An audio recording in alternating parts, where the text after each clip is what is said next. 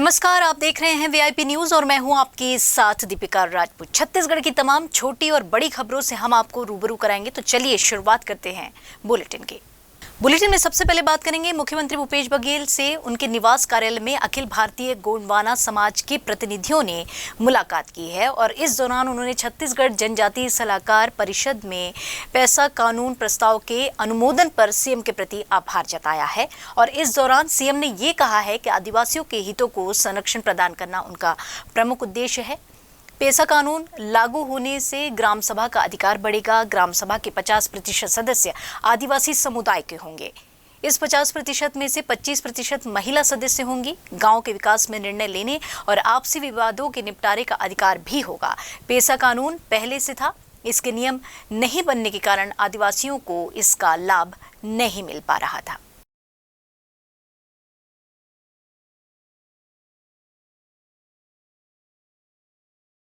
और इधर रविवार को मुख्यमंत्री भूपेश बघेल दुर्ग जिला साहू संघ के शपथ ग्रहण एवं वार्षिक आम सभा समारोह में पहुंचे।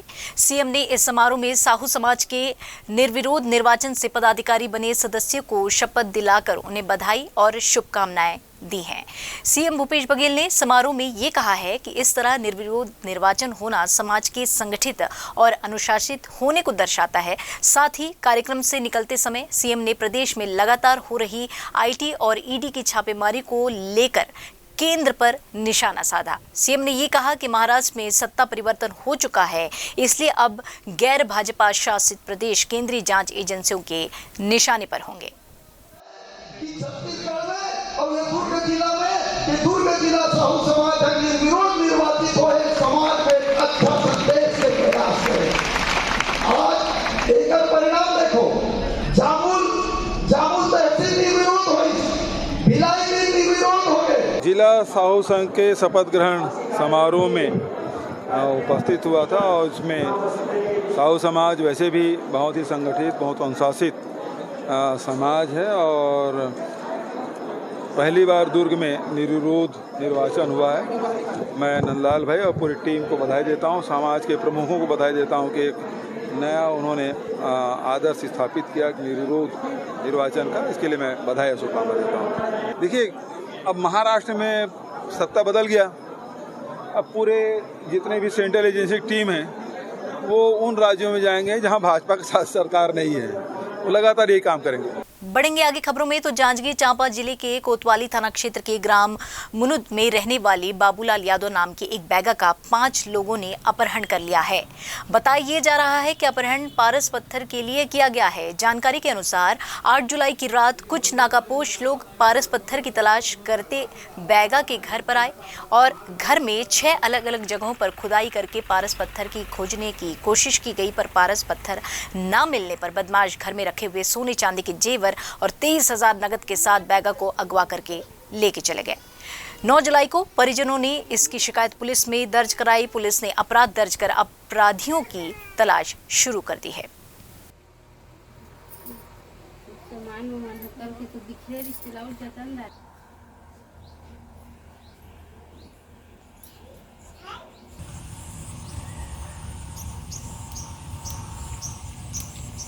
पहले 12 बजे मनई से और मोर पति गिनेप कर लगी से और लेके मन चलती से तो वही रात के शुक्रवार रात के घर में 5 जन होके घुसरे रही हैं और कल घुसरीन है तो यह मुँह में बांध दिन है हेला और तेकर बाद हाथ ला बांध दिन है और बांध के तहाँ होती है तिलो मन खोजिन है खनीन है पारस पत्थर है धनी कह के और मोला पूछत गिन है कहाँ मेरे गढ़ है डोकरी कहाँ मेरे गढ़ है कह के तो मैं नहीं जानो बेटा हो कह के कहे हो मैं हाँ और नहीं जानो भाई कहे हाँ बेटा कहे हाँ मन ला तो मन खनते रही ने 2 बजे रात को मन निकल के गई और बिना कन के ले गए फूका झाड़ा करे बोले गए। 2 दिन हो रही हमला कमा के आए और का कहते हमारे सास ससुर है मोर लड़का रही से साथ में के घर में चोरी हो गई ऐसे खिस्ता के देखें तो घर वर पूरा खनाए रही से और का कहते हमारे सास के हाथ गोला बांध दे रही से, मोर बेटा रही से ओला दबा के सुता दे रही से घर अंदर, कामा सुता दे रही से, खटिया में सुता दे रही से, ऐसे कह के बोला थी हम तो देखे नहीं बोला है दे रही से। मोर सास आयन तब बताई से। और इधर एनडीए की ओर से राष्ट्रपति उम्मीदवार द्रौपदी मुर्मू छत्तीसगढ़ प्रवास पर आने वाली हैं। उनके आने की तैयारी में भाजपा अभी से जुट गई है। तैयारियों के लिए आज दुर्ग में प्रदेश अध्यक्ष विष्णुदेव साय की अध्यक्षता में भाजपा प्रदेश पदाधिकारियों की बैठक जो है वो आयोजित की गई है। यह बैठक दुर्ग के चौहान प्लाजा में आयोजित होने वाली है। इस बैठक में प्रदेश सह प्रभारी नितिन नबीन विशेष रूप से शामिल होंगे। बैठक में प्रदेश पदाधिकारी, संभाग प्रभारी, जिला अध्यक्ष और कोर कमेटी के सदस्य समेत 100 पदाधिकारी मौजूद रहेंगे।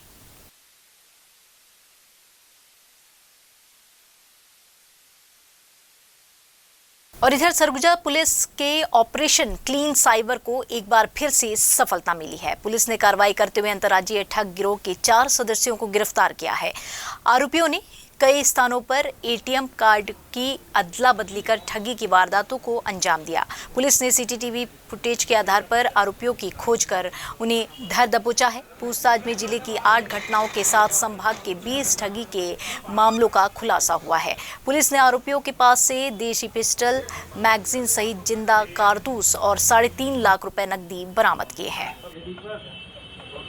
सरगुजा पुलिस को एटीएम स्वैप के मामले में एक अंतर्राज्यीय गिरोह को पकड़ने में बड़ी सफलता मिली है। फरवरी माह से लगभग 8 ऐसे वारदातें सरगुजा में हुई थी जहां पे एटीएम स्वैप करके जो है विक्टिम्स का पैसा हरा गया था। इसमें 16 लोगों की एक संयुक्त टीम बनाई गई थी जिसमें inspector Kaleem Khan, sub inspector Dhirendra Dubey और सब इंस्पेक्टर भोज गुप्ता के साथ साइबर की एक 16 लोग की टीम का गठन किया गया था। फाइनली इसमें 4 लोगों को ही गिरफ्तारी की गई है टीम के द्वारा। 8 मामले हमारे यहाँ पे हैं सरगुजा में, 20 मामले पूरे संभाग में हैं और इसके अलावा ये गिरोह लगभग 1 साल से बिहार, झारखंड और छत्तीसगढ़ में एक्टिव था और इंटेरोगेशन में जो सामने है 100 से ज़्यादा जगहों पे इन्होंने ये वारदात को अंजाम दिया है। चलिए रुक करेंगे अगली खबर की ओर। तो रविवार को राजधानी रायपुर में अरिहान फिल्म्स और SRM फिल्म प्रोडक्शन के संयुक्त रूप से आने वाली कई फिल्मों में कास्टिंग के लिए ऑडिशन का आयोजन किया गया। राजधानी के सड्डू स्थित जनमंच में आयोजित ऑडिशन में प्रदेश भर से आए कई युवक युवतियों ने अपना टैलेंट दिखाया। अरिहान प्रोडक्शन के ऑनर डॉक्टर शांतनु ने ये बताया कि यह ऑडिशन का दूसरा राउंड है और अरिहान और SRM प्रोडक्शन जल्दी ही बहुत से छत्तीसगढ़ी और हिंदी शॉर्ट फिल्में, वेब सीरीज और फीचर फिल्म को लेकर आने वाले हैं, जिसके लिए ऑडिशन लिए जा रहे हैं। अपने को ज़्यादा काम काज नहीं चलता, लेकिन क्या है ना यार, माँ बाप को कौन समझाए यार। वैसे भी काम काज करके क्या उखाड़ लेगा, काम काम काम, कुछ उखाड़ पाया क्या भाई। इतने सारे अरबपतियों में एक आध कम भी लाइफ है। देख मोर भाई, एक ही लाइफ है, मजा में जीवो, टाइम पास करबो, फुल एंजॉय करबो। अरे भूता भूता भूता कौन ला दिखाना है भूता करके? अरे साबित क्या करना है तोला बता। जिंदगी अब बढ़ बढ़े, अरे आराम से रहना है यार। एक ही परेशानी है, प्यार आत्मा की परछाई है और इश्क ईश्वर की इबादत और मोहब्बत जिंदगी का मकसद। मगर बड़े ही अफसोस की बात है चुन्नी बाबू, आपके दोस्त के पास तो कुछ भी नहीं, ना आत्मा, ना इरादा और ना ही मकसद। और आप बार बार जो ये हाथों में रुपये पकड़ते हैं ना देव बाबू, कोठों पर ये तवाइफों के तलवों में पड़े रहते हैं। ऑडिशन आने वाले 10 शॉर्ट मूवीज़ जो हैं, एक वेब सीरीज़ है और एक फीचर लेंथ फिल्म है, उसके लिए ऑडिशन रखा गया है। मैक्सिमम इसमें से छत्तीसगढ़ी है और कुछ इसमें से हिंदी है। तो आने वाले टाइम पे, क्योंकि ऐसा लगता भी है छत्तीसगढ़ का ये सुनहरा टाइम चालू हो रहा है, तो अभी बहुत सारे प्रोजेक्ट्स भी सामने आ रहे हैं, कुछ OTT प्लेटफॉर्म्स भी नए खुल रहे हैं, कुछ पहले से एस्टेब्लिश्ड हैं, तो ये सब उसके लिए ऑडिशंस चल रहे हैं। आज ये सेकंड राउंड था ऑडिशन का। पहले ऑडिशन राउंड में भी 50-60 कुछ आए थे और आज भी लगभग 50-60 कुछ हैं। लेकिन ये अच्छी बात ये है कि रायपुर ही नहीं बल्कि बाहर से भी दुर्ग, भिलाई, बिलासपुर, मणिनगर, जशपुर, सब जगह से पार्टिसिपेशन था और कुछ ऑनलाइन भी हमारे साथ इसमें जुड़े हुए। और इधर प्रेमी की मौत से दुखी युवती ने राजधानी के तेलीबांधा तालाब में कूदकर आत्महत्या कर ली। घटना रविवार सुबह की है। युवती शंकर नगर की गांधीनगर की रहने वाली थी। उसी तालाब में कूदता देख आसपास के लोगों ने तेलीबांधा पुलिस को सूचना दी, जिस पर पुलिस और गोताखोरों की मदद से युवती को गहरे पानी से बाहर निकाला गया और उसे अस्पताल पहुंचाया गया, लेकिन जहां उपचार के दौरान उसकी मौत हो गई। और ये भी बताया जा रहा है कि कुछ दिन पहले सड़क दुर्घटना में युवती के प्रेमी की मौत हो गई थी, जिससे वह सदमे में रहती थी। तेरी माता तालाब है, उसमें लगभग 11:30-12 बजे के आसपास एक युवती जो है वो कूद गई थी, जिसको पब्लिक और पुलिस की मदद से निकाल के अस्पताल इलाज के लिए भेजा गया था, जहां इलाज के दौरान उसकी मृत्यु हो गई। मृतिका का नाम संध्या छत्री, उम्र तकरीबन 17 साल है, जो कि गांधीनगर शांतिनगर सिविल लाइन थाना क्षेत्र अंतर्गत की निवासी है और उनके परिजनों के रिपोर्ट पर मर्ग कायम करके जांच में लिया गया है। नया बस स्टैंड के फुटकर व्यापारियों ने नगर निगम के खिलाफ आज हल्ला बोला है। व्यापारियों ने नगर निगम पर कई गंभीर आरोप लगाए हैं। व्यापारियों का ये कहना है कि नगर निगम व्यापारियों को मूलभूत सुविधा भी उपलब्ध नहीं करा पा रहा है। प्रदर्शन कर रहे फुटकर व्यापारियों से हमारे सहयोगी खोमन साहू ने खास बातचीत की है।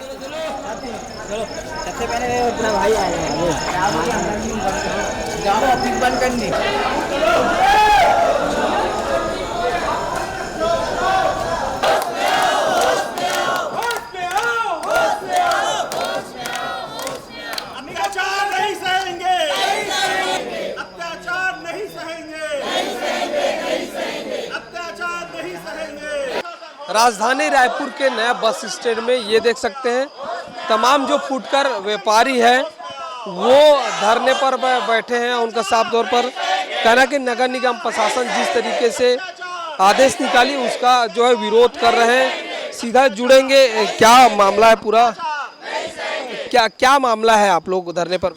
मामला तो ऐसा है कि बस अड्डा की जब से स्थापना हुई है और इसकी स्थापना काल से ही आप समझ रहे हैं कि इसकी जो पूरी संकल्पना है बस अड्डे की जो होनी चाहिए थी वो कहीं से भी नहीं दिखाई दे रही है। ना यात्रियों के हित में दिखाई दे रही है, ना साथ ही साथ हमारी जो फुटकर रेहड़ी व्यापारी जो हैं उनके हित में दिखाई दे रही है। हमारी ये मांग है कि एक ऐसी सर्वमान्य नीति बनाई जाए जिसमें यात्रियों की सुविधा भी बढ़े और साथ ही साथ जो हमारे स्ट्रीट वेंडर्स हैं, यहाँ पे जो छोटे फुटकर व्यापारी हैं, उनके भी सम्मान की और उनके सामाजिक सुरक्षा हो सके। उनका व्यापार लगातार निगम प्रशासन की गलत नीतियों के कारण प्रभावित हो रहा है। उनकी पेट रोजी ठीक ढंग से नहीं चल पा रही है।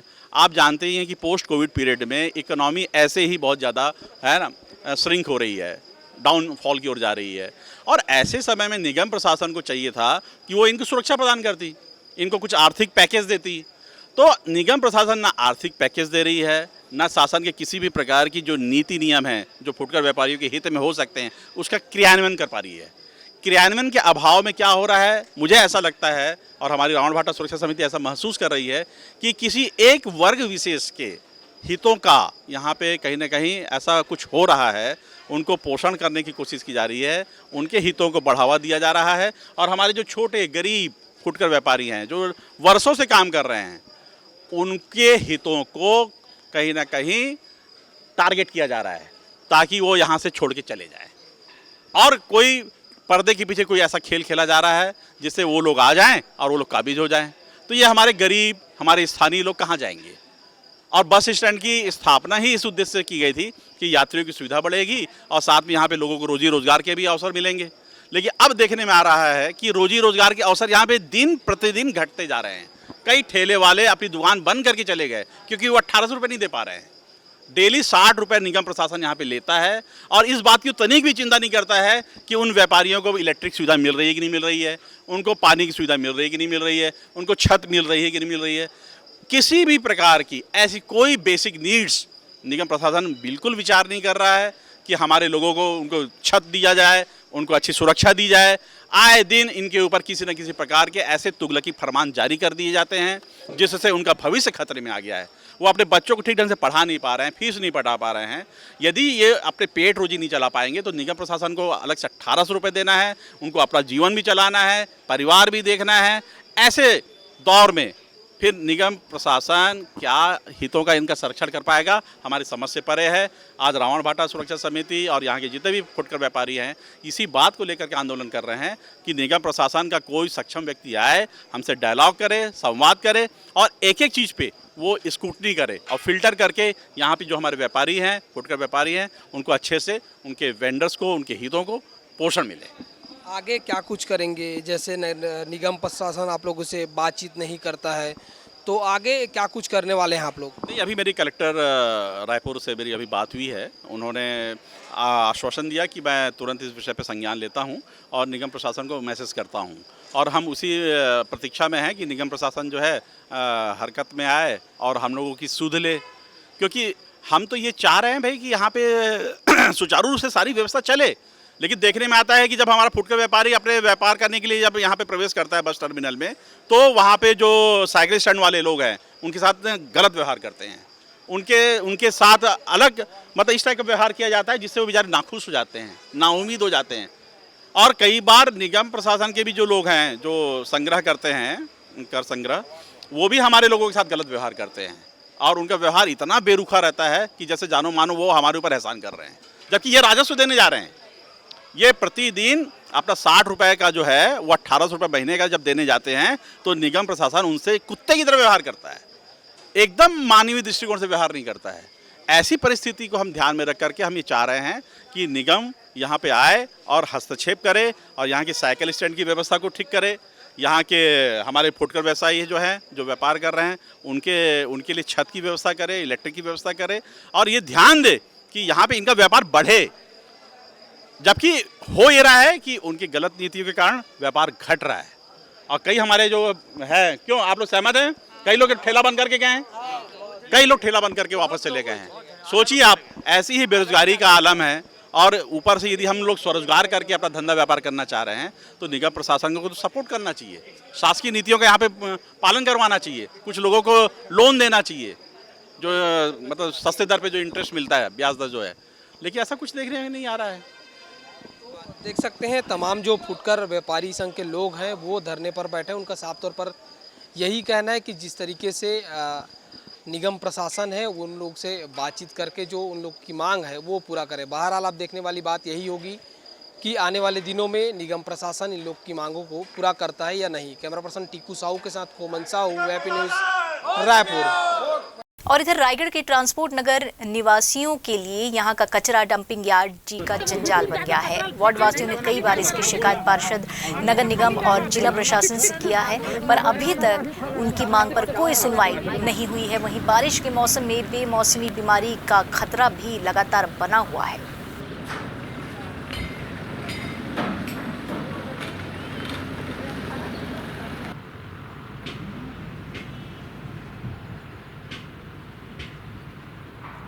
और अब बात करेंगे बुलेटिन में एक ऐसी शख्सियत की जो किसी परिचय का मोहताज नहीं है। जी हाँ, आधुनिक हिंदी साहित्य के प्रमुख स्तंभों में से एक भीष्म साहनी जी की आज पुण्यतिथि है।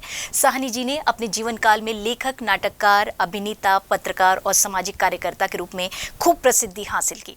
साहनी जी का जन्म 8 अगस्त 1915 को तत्कालीन भारत के लाहौर में हुआ था। भीष्म साहनी को हिंदी साहित्य में प्रेमचंद की परंपरा का अग्रणी लेखक भी माना जाता रहा है।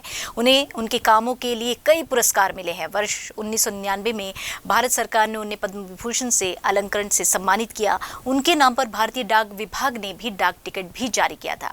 लगातार समाज और साहित्य की सेवा करते हुए साहनी जी की 11 जुलाई 2003 को दिल्ली में पंचतत्व में विलीन हो गए। आज के परिप्रेक्ष्य में उनकी कही गई हर बात सहज ही प्रासंगिक हो उठती है। जैसे कि हुकूमत करने वाले यह नहीं देखते कि प्रजा में कौन कौन सी समानता पाई जाती है, उनकी दिलचस्पी तो यह देखने में होती है कि वे किन किन बातों में एक दूसरे से अलग होते हैं।